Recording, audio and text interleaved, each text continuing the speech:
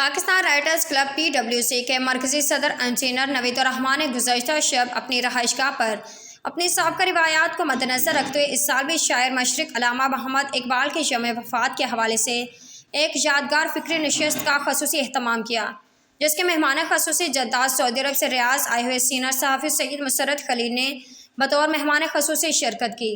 اس فکری نشست کی صدارت PWC کے صدر انجینئر نوید الرحمان نے کی۔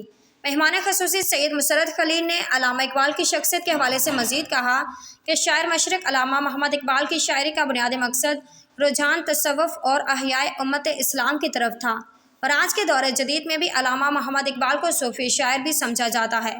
بحیثیت سیاستدان ان کا سب سے نمایاں کارنامہ نظریہ پاکستان کی تشکیل ہے، جو انہوں نے 1930 میں کارنامہ نظریہ پاکستان تشکیل دیا۔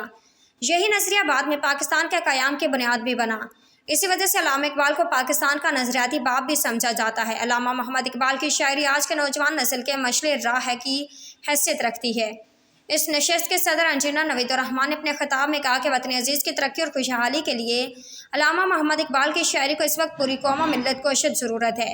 علامہ محمد اقبال نے اپنی شاعری کے ذریعے نوجوانوں میں نئے جذبے اور حوصلے کی تقویت کو ابھارنے میں ایک نیا جذبہ جاگزین کیا۔ علامہ اقبال نے نوجوانوں کے بہترین اخلاق کی تربیت میں بہت سارے نظمیں اور گیت بھی لکھے۔